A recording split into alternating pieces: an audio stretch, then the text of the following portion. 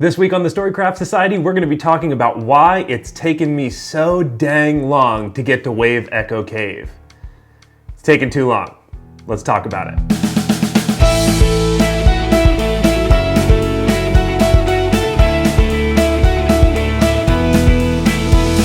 Welcome back to the channel, everybody. My name is Garmin. This, of course, is the Storycraft Society, where we craft terrain into our stories and honestly just craft stories in general. This is an episode that has been such a long time coming, and it's something that I felt really bad about, and over again, I keep trying to talk myself into ways to do things. I don't know what to do for Wave Echo Cave, and there's a lot of reasons for this, but I keep stalling and trying to come up with the perfect solution, and I think the answer I've come to is that there just isn't one. And now I realize I have the greatest resource in the world, which is y'all, so I'm gonna take advantage of it. So we're gonna start this by talking about the main obstacle in this challenge. When you look at the map of Wave Echo Cavern, it doesn't look so bad. It looks like it could be pretty easily made. Honestly, it's a little bigger in appearance than Cragmaw Castle, but not by that much, and we did that. So not that big of a deal until you go to the realization that at the bottom, 1 square doesn't equal 5 feet. 1 square equals 10 feet. That's huge. This thing is 66 inches by 88 inches. Do you want to see how big that is? Because I can show you. This is how big it would be. And actually the funny thing is that A, this is only 5 feet across here, which means I actually need 5.5 feet. So it would actually need to be wider than this. And also, the table is only 8 feet long. My DM screen is in the way. It comes in maybe like 1.5 feet. So I have to get to 7 foot 4 inches, which means that I would even have to move all this. This isn't enough space for a Wave Echo Cavern. I have a huge gaming table, and it would take up all of it, and it actually wouldn't fit on it width-wise. So the reality of that is that A, I don't think it's gonna be useful for anybody if I, just make this big over-the-top display to make the whole thing. I think that's probably a spectacle and neat to watch, but that's not why I started this channel. I started it because I want to help people realize that making terrain is easy and fun, and saying or implying that you have to build this huge, massive table's worth of terrain for it to be fun or usable is nonsense. So with all that said, I have a couple of options that I've come up with on how I could do this series. I'm gonna present those, and then afterwards I'm gonna open the forum to all of you.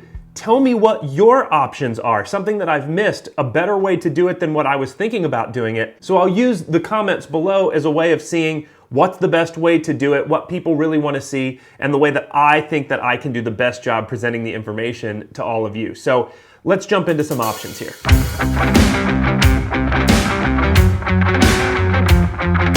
Option number 1 comes in as using the tile system that we actually built for the Red Brand hideout. I think in my game, the tile system is the way that I would go for this for sure. I would only build the rooms that my players need and they came to. Yeah, this takes a little bit of time and a little bit of forethought, but as you're running, you can kind of predict the paths that your players could go, and you only build 3 or 4 rooms ahead. And I've already shown you how to make those in the Red Brand hideout videos.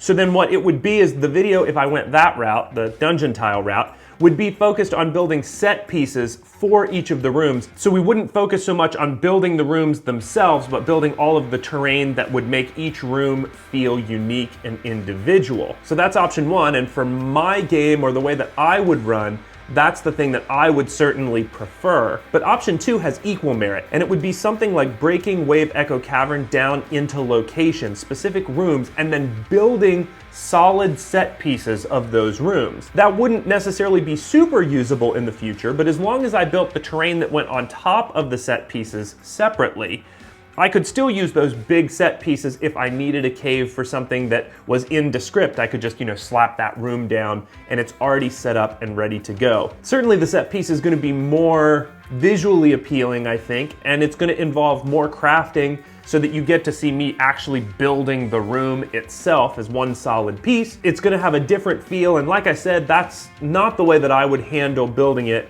for my game. So with those 2 options said, I think that's what I think is the best 2 options, but I know that I have blinders on because I've been thinking about this for months and haven't been able to break through and come up with a clear winner.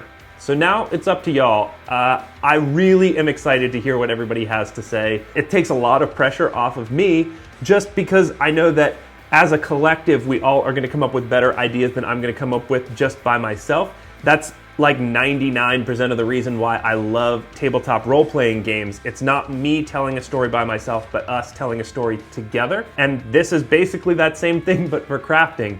I think that as a collective, we're just gonna come up with better ideas. It's just how it works. Brainstorming is an amazing, amazing thing. Now it's up to you. Obviously, like this video if you enjoyed this content, and subscribe to the channel if you haven't done that already, because if you're watching this video, I would certainly think that you want to see what comes of this, and subscribing is the easiest way to make sure that you see our videos when they release every week, which is Thursdays Eastern Standard Time at noon. But most importantly, comment down below. Give me your thoughts. Do you like one of the two options better? Do you have an idea that I haven't thought of? I just want to hear everybody's thoughts. And just as one quick side note, to manage everybody's expectations, this video is not going to be the next series of videos that comes out. I want to have time to go through all the comments and stuff. The next series is one that I am so excited about, and that's actually going to be showing everyone how to make this thing, which is the 3D map that I made to show my players my world. I'm really, really excited about this. This is going to be coming out next on the channel, so be sure to keep an eye out for when they come out. They should be starting next week. Really, really, really, really excited for these. So, with that said, that's the end of this video. I know this week's is a simple one, but it's one that needs to be done because dadgummit, I am going to finish Lost Mine of Phandelver if it kills me. I just want to do it the best way that I can so it's useful to, the most people. So, with all that said, it is now time for Craft of the Day. Let's jump into it.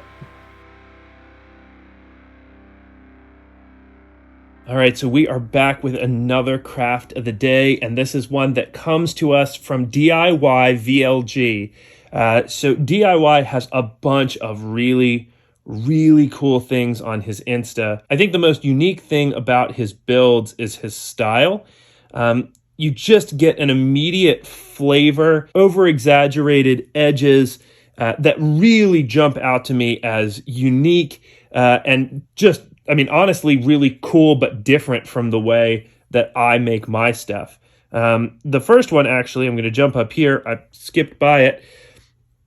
I noticed that I see a little bit of Cragmaw Castle starting to jump out there. Now, I don't think that he tagged us in this, but of course, me creeping around his Instagram certainly led to me finding it, but that's really neat. I can't wait to see that when that's done. But we also have a familiar ruined house. I love the woodwork on this. It looks actually like he did two different types of texturing for the wood. Maybe I'm wrong on that, but that gives the piece kind of an interesting amount of depth. Pretty neat. Is there more pictures? Oh, of course there's more pictures. Yeah. And I think his painting style too is really unique because it's got that chalky white edge that really makes the piece stand out and feel super, super unique to his style. Oh man, and the bottom is cardboard. I wish I used cardboard more. I really do. That's awesome. Oh, hey, there's the Storycraft Society thumbs up. I love it. All right. So let's see. Let's continue along. We also have a unique version of Cragmaw Hideout. Now, for anybody who has watched the Cragmaw Hideout series, these look so different than what I made, but I think that's what's so exciting and cool about it. Looks like cardboard bases, modular tile system that hopefully could get reorganized so that you could use them a lot of different ways. And again, you just see that really chalky white edge of his really clear style. The little mushrooms are so cool. I should get better at adding more stuff like that to my projects. But with that said, thank you so much, DIY VLG, for sending in these for the crafts of the day. If you want to get yourself featured in the craft of the day, all you have to do is tag the Storycraft Society on Instagram, Facebook, or Twitter and show us the projects that you're working on. And I'm going to look through those each week, and I'll find someone that I'm really excited about for that week and put them in as crafts of the day. So I hope to hear from you soon. And until next week, I'll be seeing you.